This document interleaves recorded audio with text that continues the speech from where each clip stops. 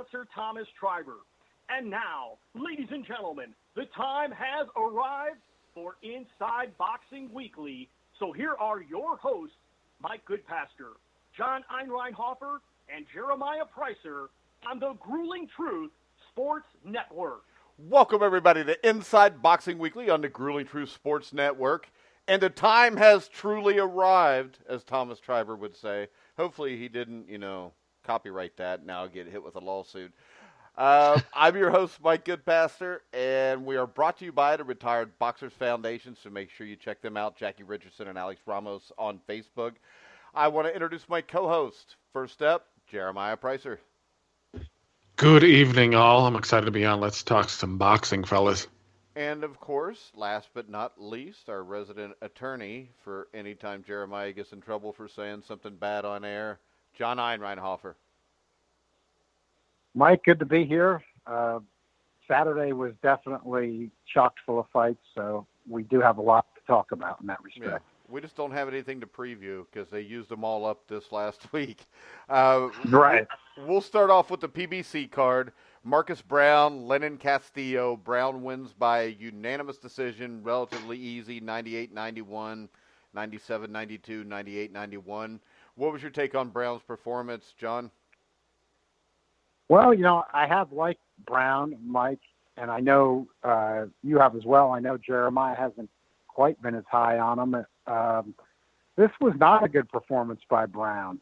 Fought Lenin Castillo, basically an unknown opponent, but Castillo, well, he wasn't very active during the fight. He did show he had a bit of pop because he dropped Brown with a good shot. And, Marcus Brown had that sort of passive boxer type look he had when he fought Kovalev, who did prove to be a very good opponent, but we haven't seen much from since. And then Brown was looking very good after the Kovalev fight, but I don't know if it was the personal criminal issues he's had they've been well documented with the domestic violence, which took him out of the Kovalev fight, which he probably regrets more than ever, but he just didn't look good. I don't know if it was distractions or if these are just some of his limitations because he did get dropped by Kovalev as well. But, we just didn't see the offense in this fight we've seen from him where he's proven he can be a puncher. Just for him, he's going to have to hope it was an aberration because it just was not a good performance despite the wide and justified gap on the scorecards. Yeah, and when I look at him, what I liked about him was the offense, John, and Jeremiah. The offense was not there, and could this be because he got cracked early in the fight, and maybe it turned the offense off? Yeah, that's actually what I was thinking. That was my mental process when I was watching the fight. I was thinking that he got cracked and he respected his power and he didn't want to get caught again. I mean, he boxed just fine afterwards. I mean, but he wasn't really lighting it up like he had done previously. I think it just goes all back to the power. I think he got dropped. It was kind of an exchange. Castillo, to his credit, he was throwing with Brown in the early going, but then afterwards, I mean, he barely did anything at all. It was pretty poor performance on his part. I figured he'd be a bit more aggressive after, scoring something like that. But no, Brown just looked passive. I do think it's the power, and I eventually that's been my thing from the beginning, and one of the reasons I haven't been as high on him is you guys, because I do think he's got good natural gifts. He's got good hand speed. His power is good. He's well schooled, et cetera, et cetera. But again, in this division with this many punchers, it just seems as if he's not going to make it with that chin and that attitude. Guys like Beterbiev, Kovalev might not be in the running. Alvarez probably punches a little harder than we thought. But yeah, I just don't think that's going to get it done in this division. All right, next up, Jeremiah, we had two guys that I didn't even realize still fought. Peter Quillen won a unanimous decision over J. Leon Love. Basically the same kind of scores you had Brown and Castillo. Is Quillen still a player? Yeah, I think he's a player at 168 just because the division is not sucks. really that. Sucks. Yeah, It does. It's not deep.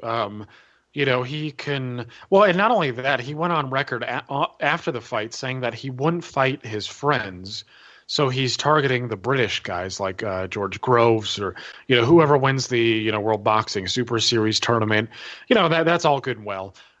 He's always been a big guy at 160 in my opinion. He still has good power, but his talent level is about on par with the guys already up there. I don't think he'll make it to the guys like Benavidez or Uzdegay. I think would be a bad matchup for him. But Groves and Callum Callum Smith, guys like that. I think he's on par with those guys. So he's got a chance. If he can somehow make those fights, he'll be competitive. I don't know whether or not he'll win. He's certainly not going to be a dominant force at 168, regardless of the division's overall lack of depth. But his performance was fine. I mean, he still looked like he had it. He didn't look like the layoff affected him too much. But then again, that could have been Jay Leon Love, who did just about nothing of note. I mean, he fought scared the whole time. He stunk out the joint, and I just wasn't impressed. Never have been, though. All right, so my question to you, John, is this, and it has nothing to do with Peter Quillen. The 168 title fight for the World Boxing Super Series, is that for the legitimate super middleweight championship? I know Ring Magazine, I think, is going to look at it that way, aren't they? Yeah, they are. I would say no, and of course you got to remember you're talking to a guy that, for me, legitimate super middleweight champion is an oxymoron. You can't put it in the same sentence. But since we're going to have 17 divisions that a lot of people are going to pay attention to, I still then do that breakdown as well, and I have to say no. I can understand what the Ring's trying to do, where you want to have legitimacy and you want to keep integrity and make the titles really mean something like they should. But then when you sit there forever with vacant titles, not that you're doing something wrong, but it almost gets to be too big of a gap after a while. I think that's what the Ring's looking at. I think even transnationals maybe looked at that a bit more lately. But you still got to keep the integrity, and Groves and Callum Smith isn't going to do it. I'm still in the camp where I don't. When you're ranking a 168, I'm not even sold that George Groves is number one, frankly. Tell you the truth, John, I'm not sold that you could tell me any two fighters fighting each other would be a legitimate title fight for 168. Yeah, and I do look at it kind of the same way, too. I just don't see it really at 168 being that clear cut. And then, Callum Smith, who I was high on as a prospect, but he's looked so dreadful to me in his first two fights in the super middleweight tournament that he's just plummeted his stock. But I actually think people overrate Groves, and I think that Callum Smith, as poor as he's looked, he's younger, he's a little bit taller.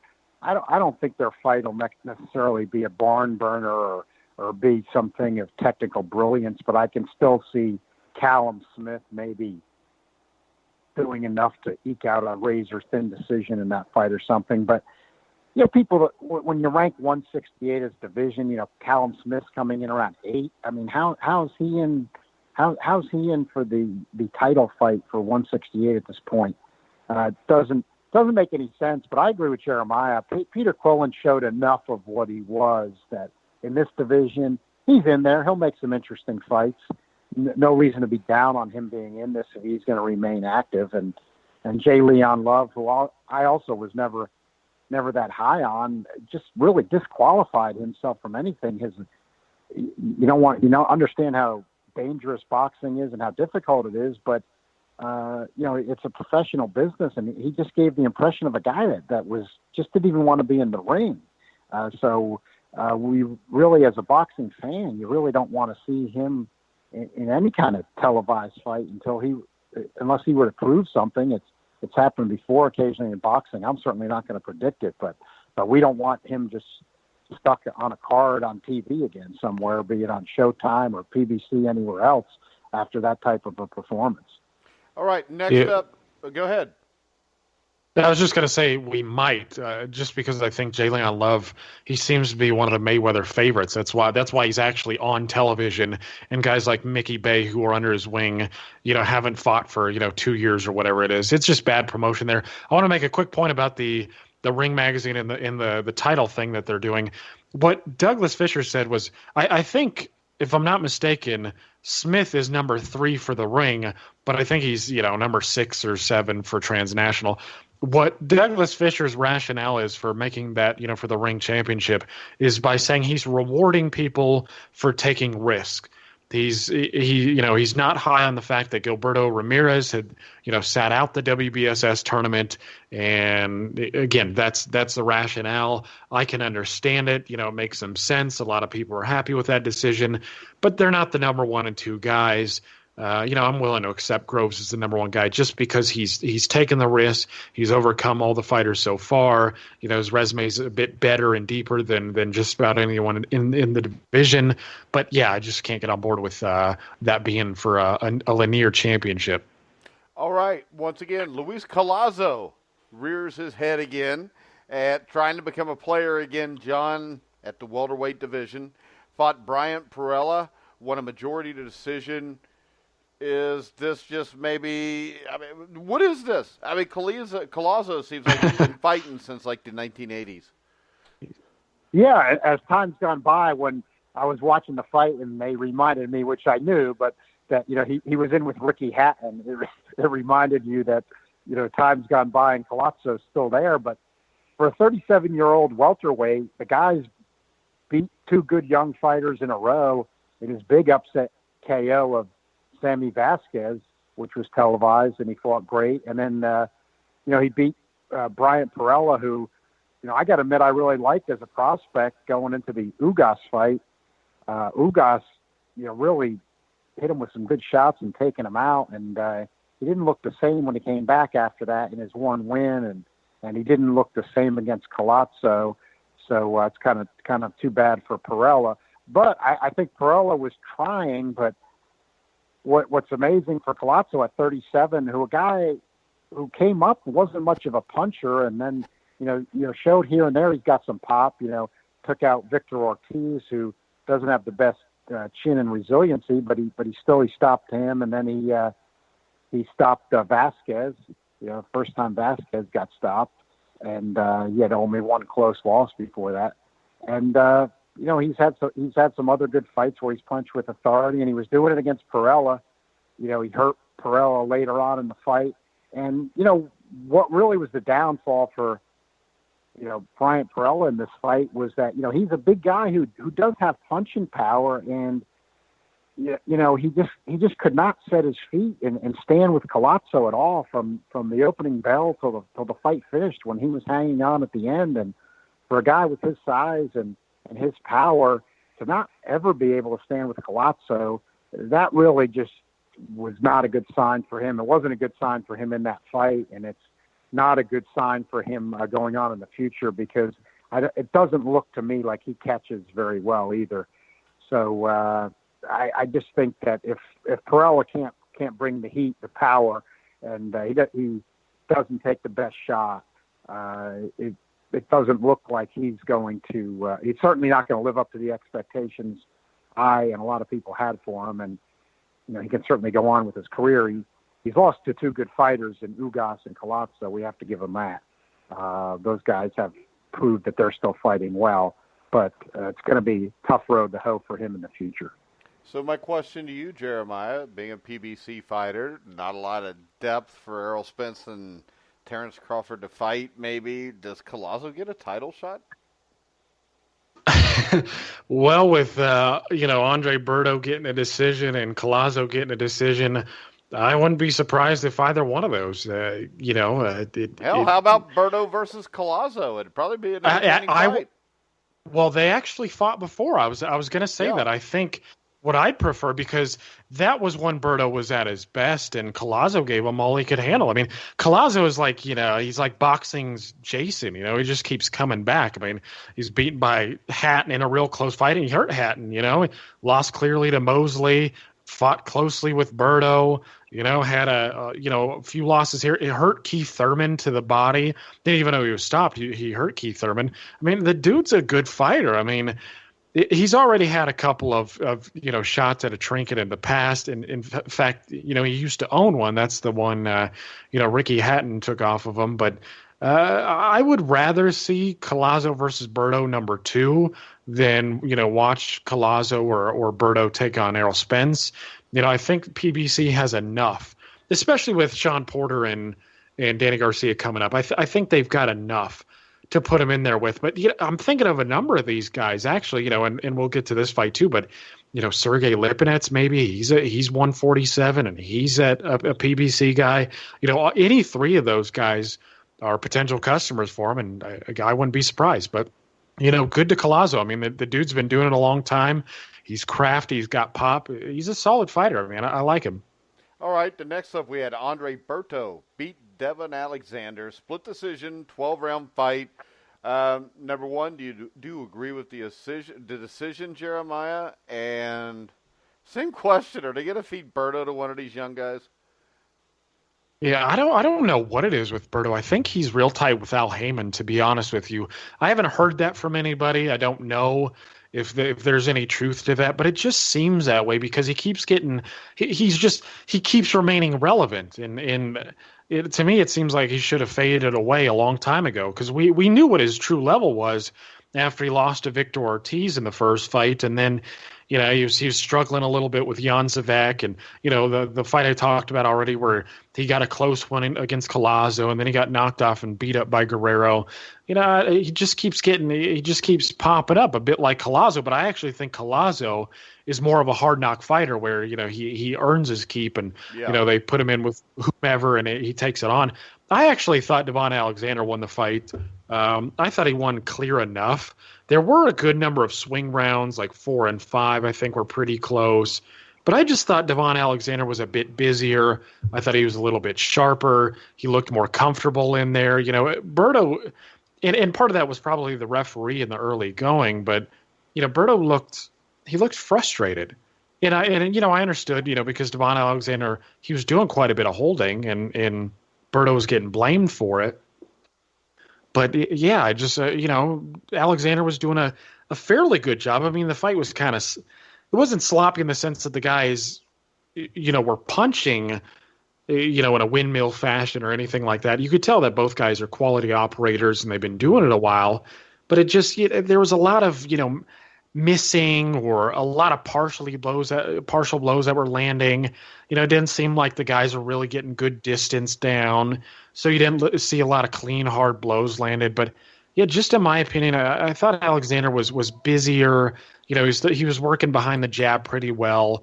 He just seemed like the sharper fighter to me, and I thought he won by a fairly clear margin. But yeah, again, there were a good number of swing rounds, so I'm not going to cry robbery.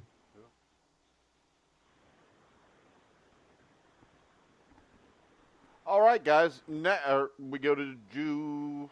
I always get the John and Jeremiah thing mixed up. But John, do you agree with Jeremiah on the decision? Yeah, I did think that Alexander did enough to win the fight. I have mixed emotions about a fight like this.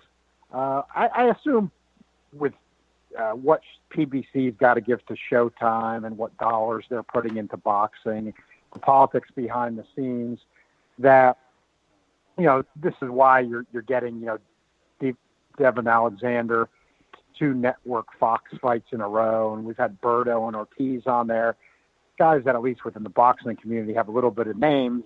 And then PBC, I think what's creative kind of in a good way is that at least when they're putting these guys on, these are fights that are competitive odds-wise, and I think you have a chance at getting a better fight. And, of course, these fights have at least been competitive. So I think that's good, but these are not the prime guys you would want to see on network TV on a Saturday night that PBC, I assume because of cost constraints with what they got to pay these guys, and if they're still involved in a time buy with Fox, I think they're going to get a Fox deal where they don't have that anymore, but they've still got that now. But the rumors are credible rumors that they're going to get a regular Fox deal replacing the UFC. And that does make sense. And they think with Heyman stable, that's probably true, and it'll be good for boxing. But, in the meantime here, where they're kind of running on fumes with the budget, I like the idea they're trying to put competitive fights on there, but these are ideally not the guys that we would like to see on network TV. But I think what people don't understand, which is where even when PBC gets knocked by a lot of boxing people, not all, but a lot, that they don't understand is how about this for food for thought for why, even this day and age, you've got to try to get on broadcast TV. More people have seen Devin Alexander fight his last two fights combined than have seen Gennady Golovkin and Sergey Kovalev combined on HBO. So just think about that for a minute. About 2 million have seen Alexander, and Golovkin and Kovalev combined are about slightly under 2 million. So for any casual fan flipping channels, they know who Devon Alexander is, and they might not know who Sergey Kovalev or Gennady Golovkin is. The question is, John, even if they watched it, do they remember who Devon Alexander is? No, and that's the problem with those kind of fights that aren't your top performers. Yeah, and if you're going to do that, wouldn't it make more sense to just have younger, up-and-coming guys on instead of throwing two guys that, let's face it, they're on the other side of the hill? I agree, because I think that's where, and all three of us have agreed on this, and a lot of hardcore fans do understand this. More PBC's FS1 cards, more often than not, have been those kind of fights. Younger up-and-coming guys who you might not have heard of yet, or even guys under the radar put in competitive matchups providing really good fights. Not every time, but more often than not. I think that they've got it reversed. That I think they would have been better off with those FS1 type cards in the Fox slot on Saturday nights, just with some good action competitive fights. Like, for example, even though these were not younger guys, but you had Molina and Redcatch on FS1. That was absolutely one of the brawls of the year. What if that would have been just out there on Fox on a Saturday night instead? You'd have more chance of people coming back. Yeah, but I think what the big thing about network TV and having the young guys instead of, I know that was a great fight, but it's not like, you're saying I want to watch the next John Molina fight. Where if you get a young guy like Errol Spence, if you show him all the way up, just like they did with Sugar Ray Leonard, people build a connection with that fighter. I think that's what they need to try to do with this. I don't know. I think that's more the Top Rank philosophy. And frankly, even though Top Rank's had some success, I disagree with that. Leonard was in with tougher opponents earlier, and I think that you need good fights. I mean, people want to see good fights. I'm not saying you don't put them in tough. I'm saying you put them on in good fights, guys that, have some personality and some ability. I mean, I think if you're going to put them in good fights, yes, that's the way to go. But I think people want entertainment. Yeah, they want to see a guy's career and their star if they're in a good fight. But these, like for example, these things like Top Ranks, I think Top Rank, that's kind of what they try to sell you on. And frankly, that got pushed to the side a little bit because it was so bad. When Aram was trying to stick Shakur Stevenson on against bums, even though we know he's a young guy still on Conlon and fighting these no-hopers. Nobody wanted to take out their Saturday or their Friday night. Well, I'm not saying that you put Errol Spence against Craig Houck and his toupee. I'm saying that, you put him against better fighters. Yeah, I think that would be ideal, but I think that's where the monetary stuff has come in, where Showtime's got to get their money's worth because, you had Errol Spence get 6.7 million viewers against Bundu after the U.S. Olympic basketball final. And if you would have then had Spence with more network appearances against tougher opponents, I think what you're looking at, Mike, yes, that would have been the best for boxing. You could have done the same with a guy like Wilder. That's where you got into budgeting things where Showtime's got to have their fights for the premium subscribers, and that's the kind, and then they're paying more, and you can pay the fighters more, and that's the type of stuff that hurts boxing because the guys don't get the exposure. All right, next up, we had a card on HBO finally, so the $12 I've been pissing away every month, I actually got something for. Isaac Chilemba. Well, sort of. lost a unanimous. I was fine with it. I mean, the Alvarez Kovalev was a good fight. I was really though, Jeremiah. I really liked Dmitry Bivol, and I was disappointed in the performance. I was also disappointed in the judge that thought it was 116 to 112. Yeah, I think a lot of people were disappointed in Bivol's performance. Bivol himself is probably disappointed in himself. I mean, it was one of those things where Chilemba is a damn good fighter. And we have a tendency as boxing fans not to give guys like Chilemba that much credit because stylistically they're not that appealing. You know, he's a guy who's defensively sound. He doesn't throw a lot of power shots. He's not trying to get you out of there. It seems like he's just trying to survive, but he's really good at it. I mean, and to his credit, Chilemba's been one of the better defenders of his generation. I mean, you look at the guys that he's fought, and he's gone the distance. The majority of these guys. I mean, I remember watching him, what was it, ESPN or, so some lower level card, and he was fighting one of the Russians who fought Gilberto Ramirez, and it was a nice tactical battle, and you get to enjoy some of the postures that they did, and some of those things, but Chilemba, you look at Bivol and his approach to Chilemba, and initially he was pretty energetic, and it seemed like he was pretty focused, and he was going to try to get Chilemba out of there. But it was one of those things, and it kind of reminded me of Artur Beterbiev when he fought Koling, where when he couldn't penetrate, he found himself at a loss for answers, and that's not something you like to see in a young guy like Bivol, who, as the HBO commentator said, has had a big backing from the Russian Federation for many, many years because he's been their light heavyweight star. He relies a lot on straight punches. I mean, he's got a damn good left hook, but it's like a lot of these guys from ex-Soviet countries. They throw just, one or two punches at a time. They've really got to. That was my criticism of Sergei Lipinets as well against Eric Bonet. They're accurate, they're sharp with their punches, they're powerful, they'll go to the head, they'll go to the body, and it works well. But in the professional game, when you're not just trying to score single points, that's the thing about these guys is, the Cubans are much more this way than the ex-Soviet guys are. The ex-Soviet guys are adapting to the pro game better because they're aggressive, but you get what they do is they're fighting as if they're kind of fighting in an amateur system still, where they're fighting guys who are so hell bent on avoiding single shots scoring on them, and they're trying to score single shots themselves. That they do that.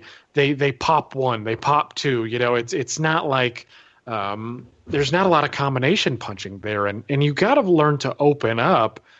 These defenders here. I mean, you got to throw multiple punches. You've got to use feints a bit better. A lot of them are good feinters, but again, you only have single shots coming behind it most of the time.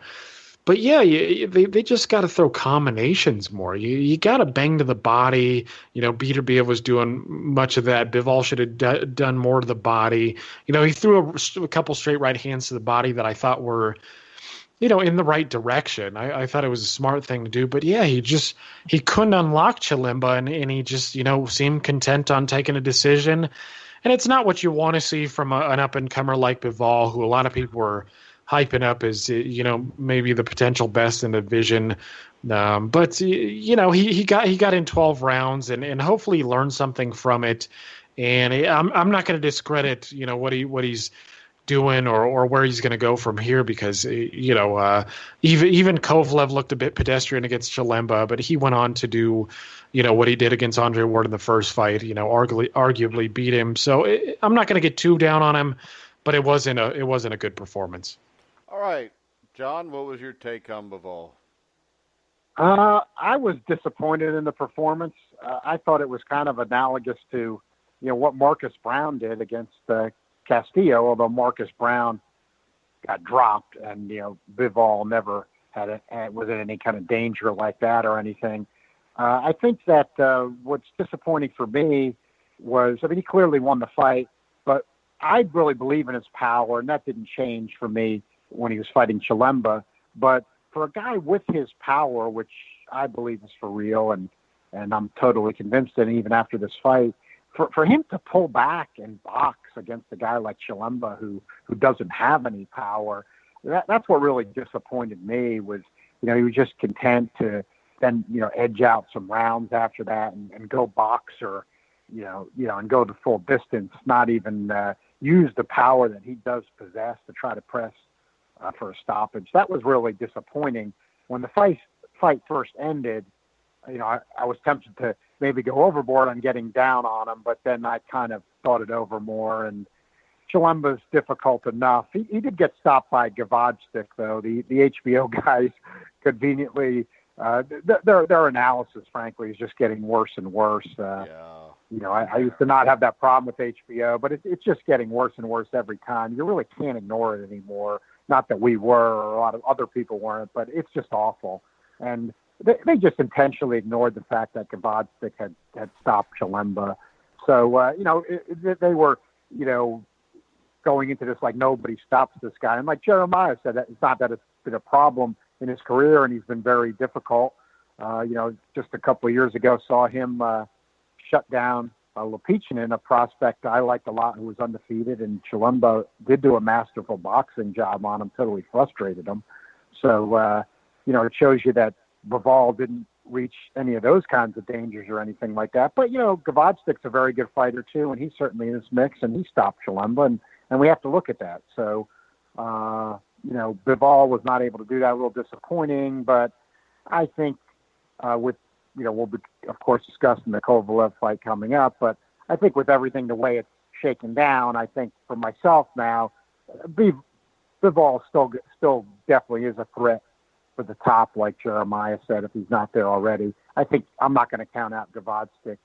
I think he's certainly a threat for that as well, and Alvarez has put himself in the mix, but I think in a very tough division, I think that's the way I still see it going, but Bivol did not help his case for stardom Saturday night. All right, and Sergey Kovalev let us all down as we all look like fools as Alvarez knocks him out in the 7th round. And I'll tell you, Jeremiah, or John, we'll start off with John. We started Jeremiah in the other one. But I was wrong. Alvarez is really good. He's better than what I thought he was. I also think this. Kovalev's 35 years old, and he was a intimidating, destructive fighter. And I think we've seen with the history of boxing that guys like that, once they get beat, are never the same. I think for me, or very few. Kovalev, and for anybody that regularly listens to this show, did hear me mention it before. I think Kovalev showed both of the vulnerabilities I thought that he had, what you saw in the second half of the first Ward fight, though I thought he won that fight, and in the second Ward fight, and some other fights, taking right hands and then stamina problems. That's what came out against Alvarez. But Mike, I agree with you. Being fair, I didn't think Alvarez was the guy. In other words, that's what made me stay with Kovalev going into the fight. Hey, was to tell you the truth, John, I thought Bivol would be the guy eventually. Yeah, I thought Bivol was going to do that, but I thought that Kovalev was holding that fight off. I think, frankly, my thinking from what I'd read, and we mentioned that last week, I think he was going to try to flip Joe Smith in there if he beat Alvarez before he went to Bivol. I think they were trying to rack up the paydays. Of course, they didn't get past this one. But Alvarez, he certainly, he was losing the fight. Let's face it. I gave him 1 round. I think some people didn't give him any rounds. We can't forget that, though. Yes, was he better than I expected? He was, because he didn't fall apart and wilt when he was losing those rounds and taking the shots from Kovalev. But he wasn't winning rounds either. And I thought before the round that he took Kovalev out in, where Kovalev looked completely gassed, and then that Alvarez's offense had started to shrivel. Now, I've seen some boxing commentators say, "Oh, that's not fair. You can't say Kovalev was gassed. Alvarez is just a massive puncher all of a sudden, and he just caught him. Well, we know promoters have agendas, but Kathy Duva was just talking the last couple of days about that Kovalev's got a conditioning problem, and where they're going to be deciding what his future is if he's going to be going forward. They're going to be making changes regarding conditioning. And, let's face it, they're familiar with his camp and everything. So there's something there. You saw him get tired. Even when he was trying to knock out Chilemba, you saw him get tired in the second half of the first Ward fight. You saw him get tired in the second Ward fight. You saw him get tired Saturday night. And I don't see how you're going to improve in conditioning when you're 35 years old. And you're right, Mike. That may be steroids. Something that just can't. Maybe something that just can't happen. But I think he might as well. When I slept on it Saturday night after the shocking upset, and you just see a guy on the canvas 3 times, and it looks bad because it is bad. But when I thought about it logically, Alvarez is 34. They've got a rematch clause. So Kovalev's 35. Alvarez is 34. Kovalev's been stopped twice. That puts more wear on him. But what the heck? These guys, they're going to continue anyway the way it ends up going. He might as well take the rematch. He was ahead in the fight. See if he can tighten up the right-hand defense and work on the conditioning. That may not work, but steroids. might as well exercise the rematch clause. Kathy Duva said that in September they're going to make a decision. They're all going to take a break for about 3 weeks. I would think that when they sit down on that and look at the options, look at it logically, they're going to take the rematch. Yeah. Jeremiah, what was your take on Alvarez? Well, I thought he turned out to be a better boxer than I expected. I mean, like John said, I liked his mental sturdiness. I mean, he was getting clipped there, by Kovalev. But, as you and I talked about, Mike, Kovalev never landed his Sunday punch cleanly. He was landing a good number of stiff jabs, and I still think he's arguably the hardest puncher in the sport. I mean, the guy can hurt you with jabs. I mean, he throws the jabs sometimes like a straight left hand, and I think it's got that kind of power for some guys. I mean, I remember when he knocked out Salah with it, and I just, he didn't land his Sunday punch. What I did like it, and I want to talk about, some of the things I've heard afterwards, where. Some people are like, oh, well, maybe it's John David Jackson not being in camp. Well, I think that's baloney personally, because Kovalev, he's been doing this a long time. He doesn't really need John David Jackson to fight the same way that he's been fighting. I mean, in fact, I thought he looked more versatile on Saturday than he's ever looked. That's not to say he's as sharp as he's ever been, but I haven't seen him use the left hook with that kind of versatility ever. I mean, he was making a conscious effort to go to the body. He was making a conscious effort to throw the left hook to the head. And I think it actually helped him, because if he was only relying on the 1-2s like he's done in so many other fights, he would have had a tougher time with Alvarez, who was clearly prepared for that sort of thing. Kovalev, he was winning. I mean, he was still, he was still outboxing Alvarez, and he had him hurt there. And in fact, going into the last round, I was thinking to myself, wow, Kovalev's got some good momentum here, because I thought he was starting to lay the hurt on Alvarez a little bit, and then he got caught with almost. You look at the Alvarez, the Andre Ward shot that hurt Kovalev and eventually helped put him away. Alvarez threw almost the same thing. He threw a jab to the body and clipped him with a right hand to the head. And I think he's just got a weakness there. Like John said, are we going to see that improved at this stage? Probably not. I mean, and you wouldn't want him to focus on it too much to the point where it hurts his offensive capabilities. But we'll see. I mean, Alvarez didn't really light it up to the point where I'm like, well, Kovalev doesn't have a shot in the rematch, but it doesn't bode well for Kovalev. Kovalev succumbing in the Ward rematch, and just looking mentally, he wasn't. I don't want to call him mentally fragile, but he just doesn't look like a guy who wants to stand in there when the tough gets going. He just looks like he'll pack it in. And, again, I'm not trying to make it sound as if he's fragile, but he just doesn't look like he likes the rough stuff. And, if Alvarez can do a bit more of what he was doing, well, I don't know what he can do to really improve. I mean, he's just got to, I guess, jab and throw more right hands to the head. But yeah, I mean, I think John's right. I think, looking at all the options, the rematch is probably the best thing for them. And if Kovalev wins, he's back in the running for, arguably being the top guy in the division. And I think with Bivol's performance against Chilemba, Gvozdyk has had a couple of so-so performances lately. Beterbiev was pretty pedestrian looking against Koling. It's not all doom and gloom there. I just don't think that he's ever going to be the man again. No, and I think this, like I said, guys that fight like that, once they're knocked out, whether it was Sonny Liston, Mike Tyson, I mean, the list is long of guys that were intimidating fighters like that, and once that gets broken, it's hard to get it back. The only guy off the top of my head I can think of that got it back was George Foreman, who had to take a decade off before he came back.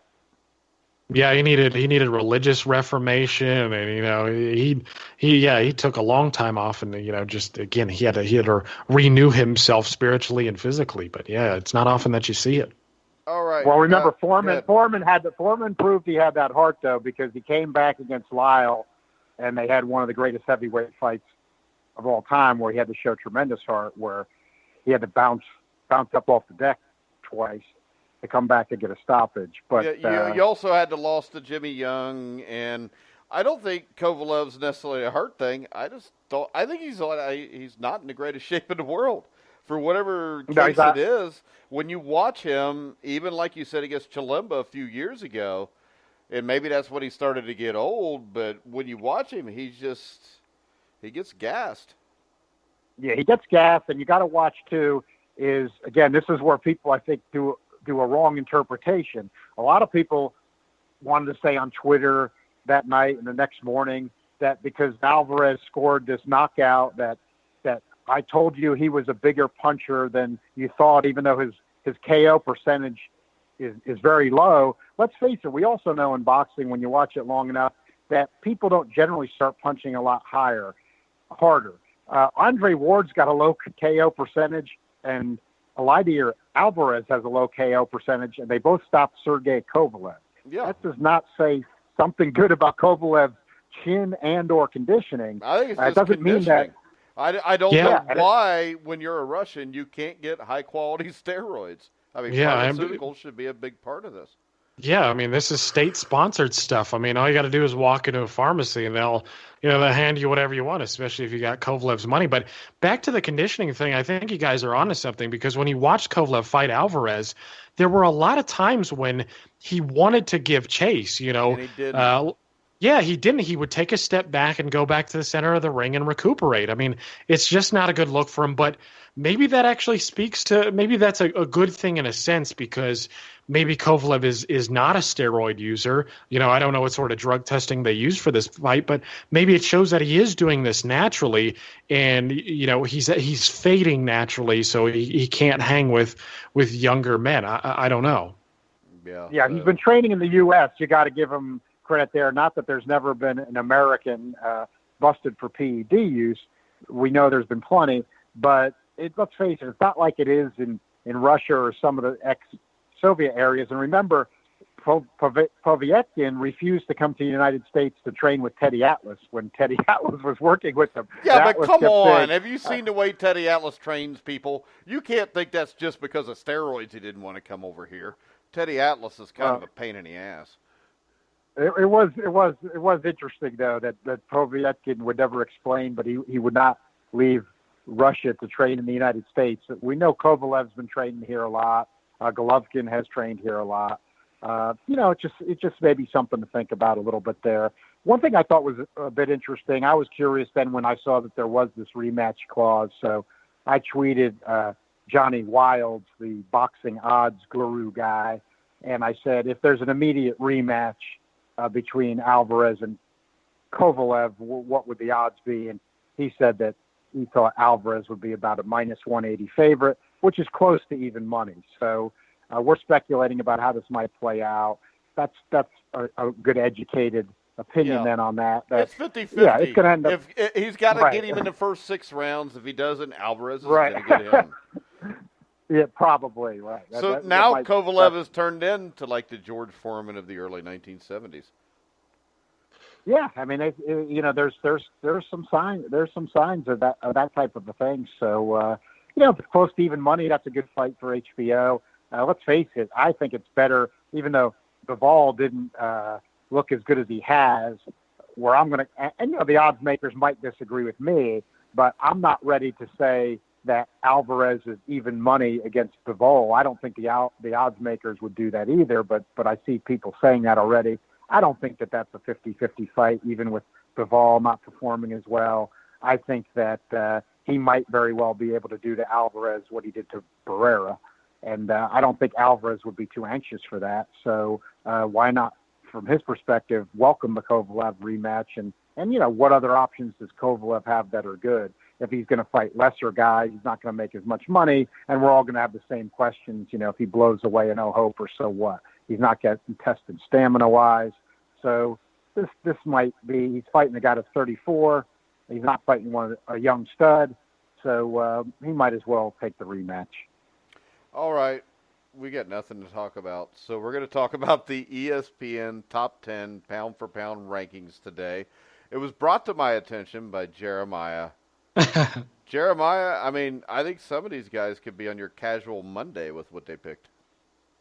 Man, these are panelists. These are guys who are voting on ratings for the biggest sports organization, in the entire damn world. I actually caught wind of it from Dan Raphael when I was on Twitter, because I like Dan in the sense that Dan gets a lot of flack, and sometimes he talks more shit than he needs to, because we all know he hasn't thrown any punches in his life, and the punches he's throwing is into a Cheeto bag, but he always says things on Twitter like the panelists, be sure to check out who voted which way, because he's distanced himself in the past from the guys who were on the board, and I don't blame him one damn bit. So you look at the pound for pound list. Yeah, but Dan had Manny Pacquiao on the top 10 pound for pound list. Yeah, that is true. I think he was. He had Manny Pacquiao number 9. What he that was just bizarre. Yeah. Well, but you got to understand too is he probably thought that. He probably thought that Manny Pacquiao just beat a top 10 welterweight in his last fight, so that's probably part of his rationale, right? Because ESPN, stupid enough, they were the only ones to have Matisse in the top 10, and I think they had him at number 8 or something. So no, that wasn't a good look for Dan Raphael either. And he has Errol Spence too high in my opinion. But you look at some of the guys, and I'm not even familiar with them. Rodriguez, I don't know. Trejos, I don't know. Joe Cortez is actually on there, and his list is garbage. Lomachenko, Crawford, Golovkin, Garcia, that's not bad. Spence, Inoue, Riverside. He's got Wilder and Joshua and Pacquiao in the top 10. Yeah, so he actually has Wilder above Joshua, and then Manny Pacquiao number 10. You got Trejos, who has Oscar Valdez above Inoue. Seriously, who are these guys? Are they part of some ESPN broadcast? I don't really follow the guys on the broadcast themselves because I don't care. I don't really think they're all that good. I know they have the writer, who's okay, but who are some of these guys? Who is Trejos? Who's Rodriguez? Has got Deontay Wilder number 5. Rodriguez has got Anthony Joshua number 5. Oh my God. And they've got Joshua, Rodriguez, and Trejos. Trejos doesn't even have Usyk on the top 10, but he's got Wilder at number 5, Joshua at 7. Rodriguez has got Joshua at 5, Usyk at 8, and then Wilder at 9.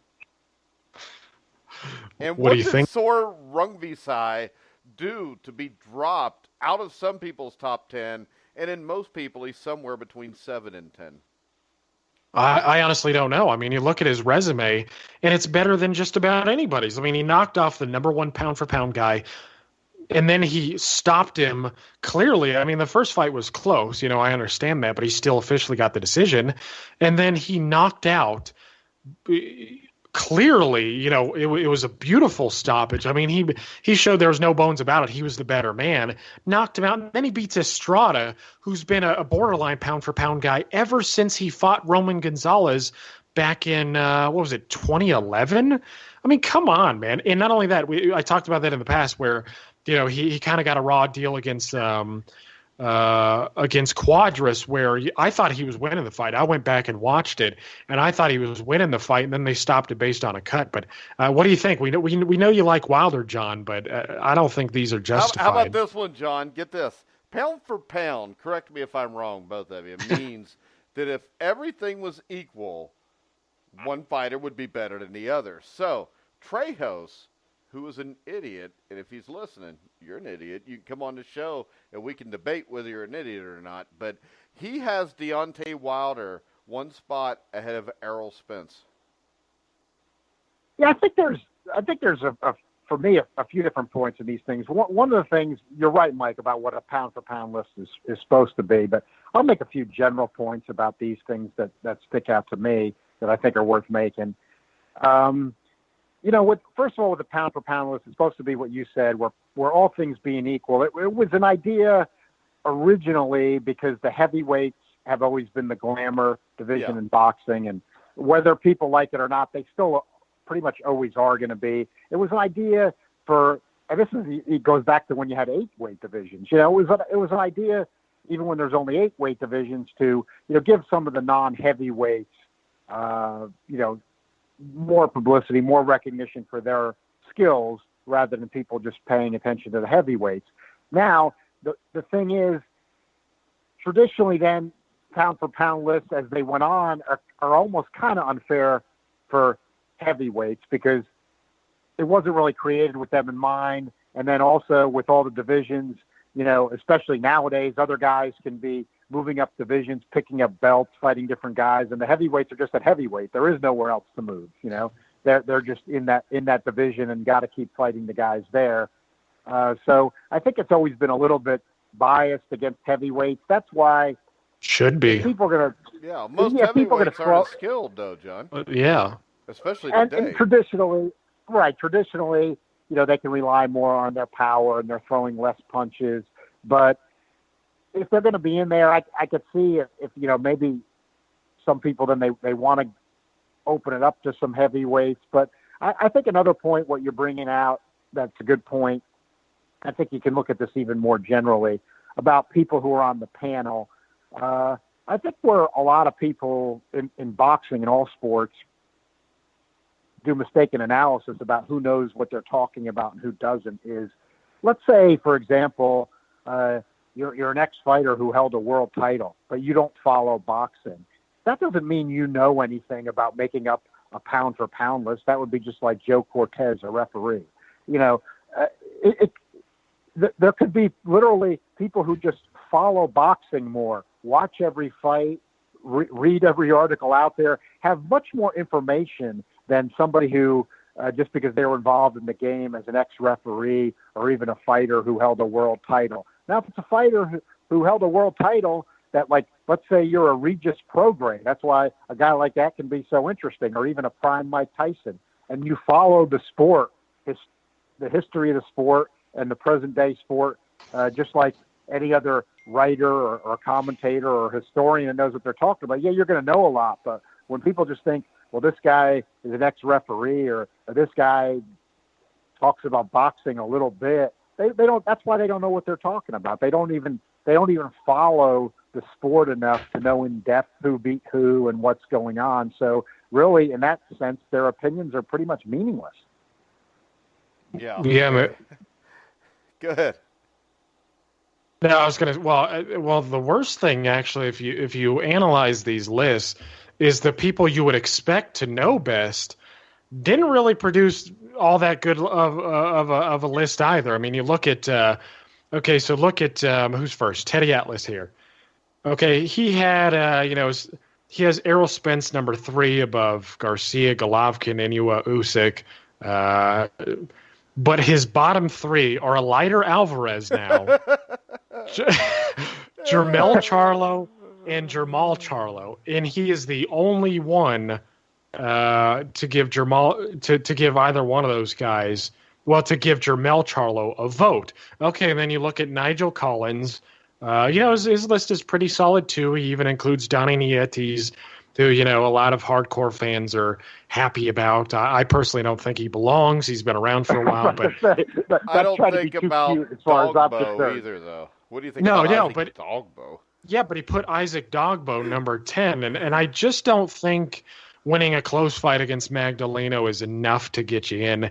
And not only that, you look at, I don't even know who Mohoyanen is, but I have an issue with a few of these people who have Oscar Valdez in, like Pilati. I don't even know who the hell that is. He's got Oscar Valdez at number 5. Exactly. So can we get him on the show and he can explain to me how Oscar Valdez is number 5, but Leo Santa Cruz doesn't even make the damn list? Okay, so Valdez isn't even proven as the best fighter in his division. Rome Vasai at 9 and Deontay Wilder at 10. See, this is what I do. What I look for here to see if these guys' list is going to be stupid is if they got Wilder or Joshua in it. So, I mean, if you do, you're an idiot. Yeah, another point though that you guys just actually reminded me that I did want to make. That is, it's difficult even in the ratings, but then it's especially difficult in the pound for pound list.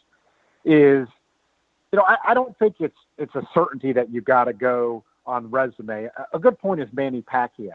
In other words, the reason we're not going to rank Manny Pacquiao in the top 10 pound for pound is because we can see that he's not the fighter he was. We know he's not going to match up well against certain younger fighters who are more talented at this point in their career. In other words, the point is, if I'm going to do a pound for pound on resume only, then you're going to make that what I would consider a poor judgment. Yeah, but it's got to be a combination. And putting him in there. It's got to be a combination. Right. But, I mean, you have to sometimes you just, I think, have to have an opinion. I mean, I would have Errol Spence, in there myself because I just think he's that good. Where would you he's got have the win him, over Kel. Because I don't think we're saying he shouldn't be there. I'm just saying putting him in the top 5 might be a little bit of a reach right now. Yeah, and that's where it does get trickier. I would probably put him at like 6 by the eye test. I think he's that good too. But when you compare him to guys like Lomachenko and Golovkin, I think they've just fought better fighters. But we're not talking about that. Is it Eric Raskin? I think he has the best top 10 out of all of them. Yeah, and he's actually part of Transnational too, so I'm glad he kind of did us some justice there. Yeah, because I think that's why he follows this. He actually follows this stuff. Well, and he does a podcast for HBO too, so I know he knows his stuff. So I would look at this with his Lomachenko, Crawford, Golovkin, Rungvisai, Spence, Mikey Garcia. I think you could put those guys in any order, and I would be fine with it. That's guys you're looking at. Yeah, and Usyk at the top of a pound for pound. Usyk, Inoue, I think if you're putting him there, you're kind of going off of the eye test more than anything. He's got Estrada in there. He's got Santa Cruz in there, which to me makes a hell of a lot more sense than Oscar Valdez. Yeah, far more. Yeah, Santa Cruz gets a little bit underrated in these things, I think. Yeah, Yeah, I agree. Even for what he's done, I mean, he kind of gets. You think he'd top into these more, and he really doesn't top into a lot of them. Yeah, I mean, he beat Frampton. I mean, well, and the thing about it was, he doesn't look great. He's not that fluid as a fighter, but he proved a lot in the rematch with Frampton, and a lot of us thought Frampton was a bit too talented. He'd edge him again. The odds were in Frampton's favor, and then he showed he could box a bit. As a tall guy, he used his jab well. He stayed tight. He wasn't that open. Frampton, I still think is probably the more talented guy. But Santa Cruz showed a side of him that we didn't know, and this is the thing about these other guys that are in here. It's like Inoue. I got to see the guy against better opposition before I put him with the top dogs. That's why I think Lomachenko, Crawford, Golovkin, Sorung Vasai, and I think Mikey Garcia and Usyk, those are the guys that really belong in the upper echelon of the pound-for-pound rankings. And then you can add, Inoue and Spence Jr., guys who look really good but haven't quite, passed the test. Because, again, it's one thing to have talent, but in all my years of watching boxing, I've learned to be cautious with this stuff because looks can be deceiving. I mean, remember when the Ring magazine and it's kind of a dark spot for them now, but they had Adrian Broner at like number 5 pound for pound, and that was after he had dominated, just about it. Well, most guys that he had been in with at 130 and 135 pounds, and obviously they jumped the gun there. Broner looked very talented, and but then he got exposed for not being as good as he is. So it's good to look like you have talent, but you got to go out and prove it. Yeah, and I think when I look at it, to tell you the truth, there is nobody I could comfortably say I think is the number 1 pound-for-pound fighter. Like I said, I think there's a list of maybe 7 guys that should be there. And let's face it, why is Canelo Alvarez not in the bottom of that top 10? He's done more than Oscar Valdez. I think all the ratings organizations knocked him off after the test. But we're talking about a pound-for-pound list. You know what I mean? It's a pound-for-pound list. He's going to fight September 15th. So we might as well stop acting like we're ignoring him until that exact day. I mean, come on. I know why they're doing it, but it is kind of funny that he's going to be fighting September 15th, the biggest fight of the year. Yeah, he can get back up after that. And the thing is, on September 16th, if he wins, he'll be in the top 5. If it's a close fight and he loses, he'll be in the bottom of the top 10. So, I mean, why do we play this game right now? Just put him there because he's fighting basically for the middleweight championship of the world against Gennady Golovkin. So, I mean, I don't think he should be fighting, but he is. And since he is, go ahead and rank him. Quit playing this stupid-ass game, and let's just face the facts that Canelo Alvarez is worth a lot more money to boxing than most guys that test for PEDs. And in the end, I think that's what this comes down to. But he's also go ahead. Just trying to recognize the suspension. I do understand that, and it's just funny though that it is true that on September 16th we're not going to be talking about it anymore. But I'm not never talking about it, but not talking about it extensively. But I guess we'll wait another. It's just about 5 weeks. So. Yeah. And I also think we have to acknowledge, that Canelo Alvarez is a pretty damn talented fighter. I mean, it's funny the way the needle moves so quickly because that's kind of my point in all this. We all know that I think he lost to Triple G, but I still think if you rank the top 10 fighters in the world, he should be somewhere between number 7 and number 10. Yeah, and we people can sit here and argue about, he should have lost against Lara and this and that, but. Sure, he's had a lot of the red carpet laid out for him. I mean, you look at his first title fight, he gets fight Matthew Hatton. I mean, come on, what kind of crap is that? But when he has stepped up, I mean, he showed that he was better than Austin Trout. He edged Erislandy Lara. It's not that controversial of a decision. I thought he beat Miguel Cotto clearly. So the guy obviously has some talent. Not only that, after the Golovkin fight, it's just one thing that I've noticed is on Facebook groups and whatnot, like you would have, Canelo Alvarez versus Fernando Vargas, a year ago or, 2 years ago, and people are like, Vargas would whip that ass.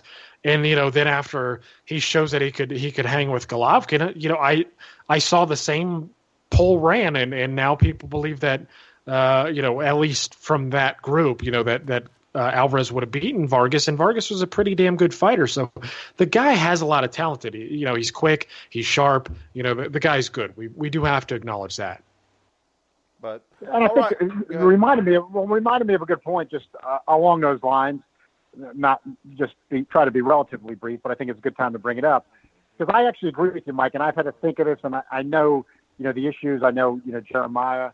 He's on the panel with Transnational, which is a great thing. But when we talk about this, I think transnational to some degree, maybe ring even more. And I respect Doug Fisher and what he does with the ring too. But I would be of the belief that if we're going to talk about this title filling type thing,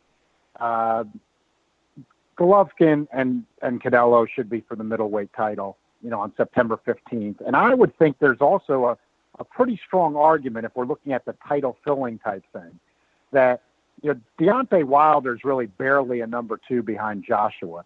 If he's going to fight, if Fury, knocks out Pianeta and he's the last guy to hold the linear year belt, he never lost it in the ring. He just, forfeited basically himself by being inactive. Why shouldn't that be for the title? I mean, because Tyson Fury is nowhere near that good right now. You're talking about a Tyson Fury that spent 2 years on cocaine, that has beaten nobody since he's come back. He's beaten Francisco, whatever his name is, Pineda, and he's going to beat, some guy that's a freaking dwarf. But if he's fighting the guy that's barely number 2 behind the number 1 in Joshua, and Fury was the last guy to win the title. But then Joshua should already be the champion because he beat Klitschko. But Klitschko had lost to Fury. Yeah. But was also after Fury disappeared, and I believe most people probably thought Klitschko was the number 1 or 2 guy then. I don't think anybody right now thinks Tyson Fury's in the top 3.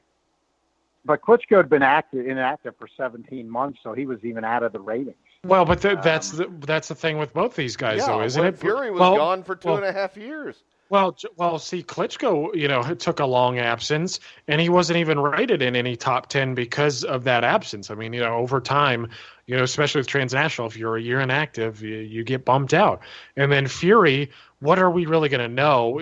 Where is he really going to place after he beats Pineda or whatever the hell?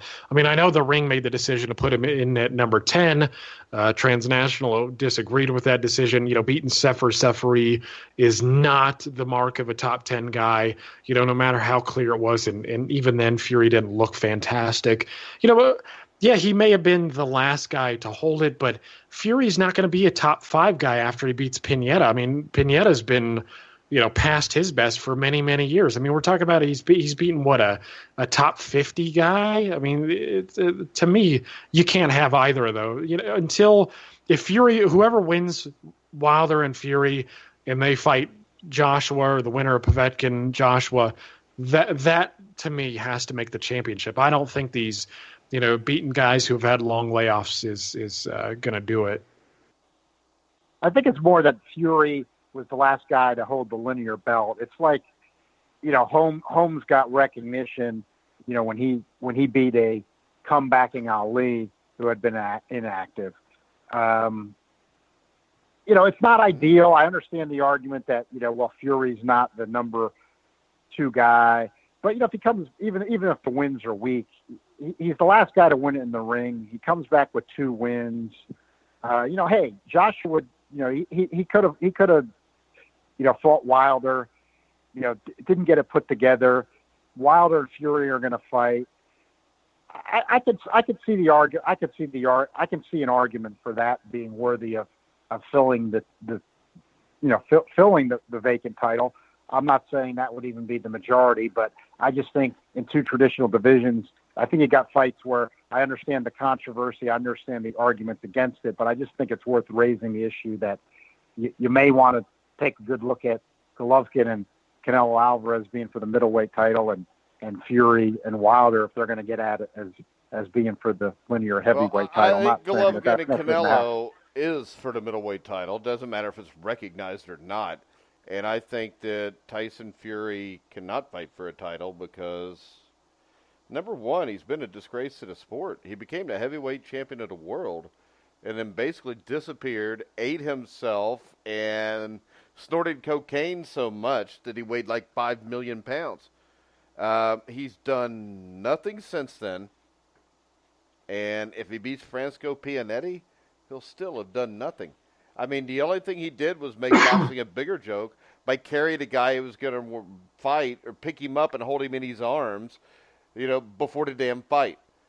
So the thing is this. I know you really like Deontay Wilder, and the only way he'll probably ever be heavyweight champion is if they recognize him fighting an old, coked-up, fat Tyson Fury. But at some point, he's going to have to fight Anthony Joshua, and Wilder is obviously afraid. That's why he's going to fight Fury. Well, I think Wilder. I think Wilder would be well. I think Hurd and Joshua obviously want to take the safer payday route for a while. I'm sure they do. Go ahead, John. John. And you know what? I'm pretty sure that if Deontay Wilder took short money and got screwed, he'd get the fight. And no matter what we say about Sergey Kovalev and how maybe he doesn't have any heart, to get the rematch against Andre Ward, he did what he had to do. And he ended up making basically nothing, but he got the fight he wanted. Deontay Wilder's getting older. If he wants that fight, tell him I'll do it for $7 million. I'll come to Wembley or wherever the hell you're going to fight it, and I'm going to knock out Anthony Joshua. But he doesn't do that. He's going to fight Tyson Fury. And I think eventually they're going to come to terms. But for me, I'm not leaving any gray area there. I'm not going to, and I don't think anybody I know, at least on Transnational's board, is going to acknowledge Tyson Fury as the champ, just because he beats Pianeta. So I'm not going to leave any gray area. Whoever wins the Fury Wilder fight, granted it comes off, has to beat Joshua to form a new line. It's got to be clear to me, because that's what will happen. If Wilder beats Fury, not a lot of people are going to be like, okay, well, he's the linear champion now. Nobody's going to say that. You're going to have all sorts of divisions in opinion. They're going to say that Joshua's been the number one guy, and one of those guys has to beat Joshua, or they might be the number one guy after they fight. So, in my opinion, make it clear, okay. Don't bring about this fuzziness like when it comes to George Groves and Callum Smith or Fury and Wilder or even Golovkin and Canelo Alvarez, in my opinion. I don't even think that's necessarily going to be for the middleweight championship of the world, because I think it kind of depends on what Danny Jacobs does. I mean, if he goes out there and he knocks out Sergey Deverenchenko, in my opinion, Jacobs is probably the number two guy. I mean, you look at his you look at, in my opinion, he fought Golovkin closer than Alvarez did, and he's had a better recent resume. So, just in my opinion, you got to make it clear. Well, and the Larry Holmes thing, real quick, that comparison, I think people already thought in early October before they fought of 1980. It was pretty much known that Larry Holmes was the heavyweight champion of the world. Number one, Big John Tate got starched, which into the talks of those guys fighting, he lost to Mike Weaver. Mike Weaver had already been knocked out by Larry Holmes. So I think by the time you get to Ali Holmes, I think everybody had pretty much established that were true boxing fans. I think that was already established that Larry Holmes was the heavyweight champion. I think that the effect of the linear there was more for people that were not as big of fans of the sport and just knew who Muhammad Ali was.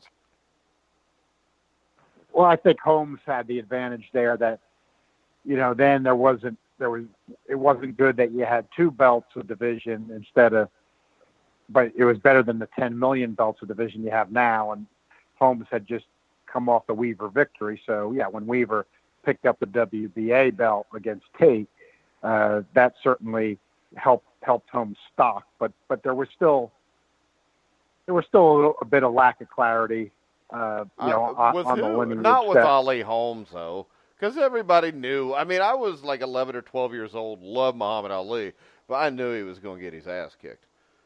Yeah, everybody that had sense knew that he was going to go down in that one, but there were some delusional believers that talked themselves into that Ali the delusional believers were because those delusional believers were right about Ali on other occasions. I mean, because that's what got them right. There might have been more people that thought Ali could beat Holmes in 1980 than there was that thought Clay could beat Liston in 64 or that Ali could beat Foreman in 74. Yeah, I think the odds were slightly closer for Ali Holmes. So yeah, that would bear Ali that Holmes, if you remember, after the weigh-in and Ali looked so svelte, I think the odds dropped to like 2 or 3 to 1 on that. 3 to 1. I think it ended up at 3 to 1. So I mean, if you look at but that, the I think the 217 did fool a lot of people. Yeah. Yeah. But unfortunately, it didn't fool Larry Holmes. but yeah, no, it didn't. But yeah, you know, in this situation, I wouldn't look at Fury as the champ. I just think when he was the last guy to win it in the ring, and I think that when you start looking at talking about trying to fill out titles and make it credible, it certainly to me would be more credible than Callum Smith and George Groves at 168. I think it would probably be about the same because I think George Groves, when you look at his career, is probably a guy you could put in the top 2 and fight for the linear title. Callum Smith's not. But I don't know. That one I don't quite that. I don't even know if there are a top 268 pounders. John, you want to talk a little bit about the card that was just announced recently with Thomas Adamek and Jarrell Big Baby Miller? Yeah, it's you know not really a good start for the zone and boxing. Let's face it. I mean, you know, Delorme's coming off a good fight, or you know had a good fight that last summer against Ugas, a surprisingly good fight, a fight of the year candidate. So you know when he can surprise you a bit when he comes to fight, even though he's got boxing skill as well. You know, Jesse Vargas, not normally a puncher. He came off an entertaining fight with Broner, but you know, is this something that's going to get people to sign up for a $10 a month app? You know, Mike, you and I were talking about Hey, Joshua this a little Parker bit. will, or not Joshua Parker, yeah. but the Joshua fight will. Joshua, and you know, I know her. And I don't think they're planning on only having one fight a month. I think this app is a good idea, John.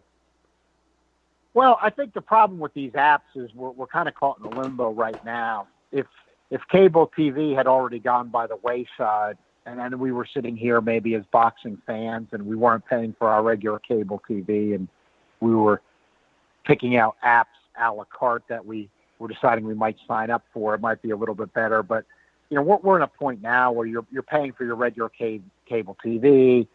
You've got HBO and Showtime, ESPN regular, and then we're talking about putting out additional money for apps. It's just not a good mix. And then, you know, you still got fights on pay-per-view. You know, Golovkin and Canelo is going to be pay-per-view. They're talking about Wilder and Fury maybe being a pay-per-view. Yeah, so you're talking 1 or 2 fights a year. So you're still spending less than you did when you had a $40 fight every month. Well, it's good that there haven't been as many pay-per-views as there were. I don't agree. You really think that it's better that there's no big fights? No, pay-per-view. I want as many big fights as possible. I don't want pay-per-views. I would love to have pay-per-views. I miss big fights. I mean, big fights were pay-per-view fights. I mean, I know it got to the point where fights that weren't necessarily big were, but right now the problem is this, John. There's no pay-per-view fights because there's no fights worthy of it anymore. Yeah, that part's a problem. I know what you mean there. If we had a couple of ideal matchups, then that we were being asked to pay-per-view for, and a lot of other good fights then were, say, on network TV and things like that, then you don't get that bothered by it. And boxing had plenty of good years when that was more the model. But when too much got shifted to pay-per-view and, you know, too much got shifted to premium cable that wasn't really worth it, that's what really, you know, so the way I look at it with DAZN, if you're a combat sports fan, with DAZN and ESPN right now, you're going to get, for basically $15 combined, you're going to get 4 to 6 shows a month almost with the deal they just signed. I'm not that upset with that. I'm upset with HBO giving me a fight every 3 months at $13 or $14 a month. Well, HBO's got to decide what they're going to do, which I think they are in the process of now, being bought by AT&T. I maybe it sounds like wishful thinking, but I actually think they are going to go with boxing. I think that they're they've got 40 million subscribers, so you know they're a powerhouse in that sense, even though it's premium cable, and they've got the money. I think that they know that they've probably got a million people there that are just subscribing for boxing, and you can do the math there. I mean, that's $15 million a month off of boxing fans for HBO. So, and I think that's probably about what those numbers are. So, it's worth it for them. You know, for $15 million a month, even a company that big, it's worth them keeping it. So, I think what I'd like to believe, I hope I'm right, I don't know if I'm going to be, is that they made it. But I think this is part of it, that they made a decision that they weren't going to overpay for garbage. Has there still been some garbage on there? Yes, there has. But I think basically that was where Top Rank got shown the door. Their spin on it is bullshit, frankly. They got shown the door because HBO was just saying we're not gonna pay for what you're offering us up here. That we're not going to pay those kind of numbers. Aram was right in a sense when he said, "Oh, they won't pay us what we need," but what they needed was unrealistic for the fights that they were giving them. So they got shown the door. I'd like to think that they're going to come back with a new model where maybe they're going to pay some significant money, but it's going to be significant money for some real fights. Yeah. Can I? Yeah. I only want to say one thing. DAZN, please sponsor us. But, I've got no problem if they give me boxing. HBO right now, the fact that they did that makes it so I'm to the point where I'm about to get rid of HBO. I'd rather spend the $15 on the ESPN and DAZN instead of the HBO. And if the HBO becomes a player again, I'll get the HBO again. But right now, the only reason I have HBO is to get through this season of Hard Knocks with the Cleveland Browns. Good TV. Yeah. It's not TV. John, finish the sentence. It's not TV. It's HBO. They do have some other stuff on there. That's the thing. It's not but they don't have that much. If you there. take away the sports documentary every 3 months, there's not a whole lot there. I mean, because let's face it, HBO's real sports used to be good, but now half the time they're talking about deep sea diving, and I don't want to see that crap. I want to see sports. We've got a loser. We got a loser that was born with only one testicle, and he won a silver medal. That's corruption not really badminton. something that happened, but I just wanted to bring it up. It's corruption in badminton. There is, too. There's a lot of corruption in badminton. And if you listen to thegruelingtruth.net, John and Jeremiah will be kicking off a badminton weekly series. Check it out. Next week. And I know that the only reason they're doing it is because they both want to say shuttlecock so they can giggle like little girls after they get done saying it. I haven't heard that term for a while. See? Well then how are you going to do the show? Yeah. Come on. How are you going to do the show, John? Come on, John. You're supposed to be with the badminton lingo. Yeah, come on. Probably since we're playing badminton in elementary school or something like that. I loved badminton. Badminton was an intense sport at my household. Yeah, everybody had those rackets, didn't they, in the 70s? Yeah, you had it, and you had it in the yard, and I remember me and my sister and my mom and my dad playing, and my dad would get really pissed because, of course, the women folk would joke around, and to my dad, it was a serious game because we were keeping score. So really, badminton season didn't last that long at my house. I'd really like to know if there's any other boxing show that you people will listen to where at the end of the show, they'll discuss badminton. I don't think there is, and I think that's why you're here. John, any final words? Well, I'll just say this on the DAZN. If you want to look at their strategy, I think that this is something that people are ignoring, and maybe they shouldn't ignore it because I think maybe Eddie Hearn will do it. I think maybe the one thing they might be missing is, what if he just keeps Joshua on DAZN? It's not out of the realm of possibility. I know Showtime's ticked off about that, and maybe that's going to be the strategy. But, we'll have to see how it plays out. But I don't think it's out of the realm of possibility. All right, Jeremiah. Yeah, I just wanted to say I actually heard from Rick Glazer that Dimitri Bivol, he was what was it? He was actually supposed to sign Eddie Hearn was going to sign Dimitri Bivol. So, how we were talking about in the previous podcast, how, Bivol and Kovalev, we thought that was going to be next in line. Well, apparently it wasn't. That was what Rick Glazer said on on his Facebook page, and I was a little surprised by that. But what I think is that it would be a good signing, by Eddie Hearn. And I just wanted to ask one more question before we go. Who is the Pablo Baez of badminton? The Pablo Baez of badminton would have to be Jorn Stingson. I think that's how you say the last name, isn't it, John? I don't know. I'm just trying to think of how you keep scoring badminton. I can't even remember. You said you guys were scoring. I don't even know how you keep scoring. Jorgen was Swedish. I mean, he wasn't real good. I remember watching him a few times, in my backyard, and my mom beat him a couple times, but my next door neighbor was really good, and my next door neighbor actually gave him a shot at like the street championships. But I mean, Stinson got destroyed. It wasn't even a game. I mean, and he kind of just disappeared after that back to Columbia. Your mom was the WBA badminton champion. No, my mom was the WBA Intercontinental Silver Regular Logistical Champion, which was a pretty big belt on our street. That would have been if she played in 2018. That would. No, it was like that back then too, because badminton was huge in my house and on our street. There was like 30 houses.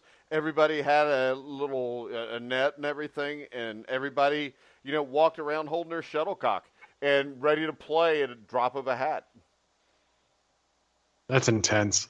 It is. I mean, if you're walking around the neighborhood with your shuttlecock in your hand and you're ready to smack it at a given and you're note, showing off your shuttlecock. Yeah, I mean, it was like at one point, it was like, I mean, is it more important to have like a huge shuttlecock or just a really pretty one? Yeah, was it girth or length? Like how would that? In West Virginia, I think it's the length, right, John? Yeah, the only thing that would get you to put your shuttlecock down was a Frisbee, I guess. John, I think you just screwed up the entire comedic part of this show. I got nowhere to go with the Frisbee. I mean, I don't know why you would put your shuttlecock down because you had a Frisbee in your hand. Maybe it was too girthy, maybe you wanted, maybe it was, you know what I mean? Maybe it was a Zweihander, right? Or a Zweihander, you had to have both hands to grip that thing and, walking around West Virginia, you make some of the coal miners If you walk around West Virginia like that, I'm not going to go any farther with that because I like John. So I'm not going to make any West Virginia jokes about deliverance or anything like that. We're going to go ahead and we're going to end this show before it deteriorates even farther. I want to remind everybody you can hear Survive in Advance tomorrow with me and former 1981 national champion Steve Risley. We'll be discussing the Cleveland Browns Hard Knocks and I don't even remember now. Oh, the NCAA ruling on players being able to declare for the NBA draft and then pull out of the NBA draft. The shuttlecock thing just has me disheveled. All right, guys. Remember, you can hear all of the fun from thegruelingtruth.net on Spotify now, Spreaker, Stitcher, TuneIn. Wherever you find sports podcasts, you'll find The Grueling Truth.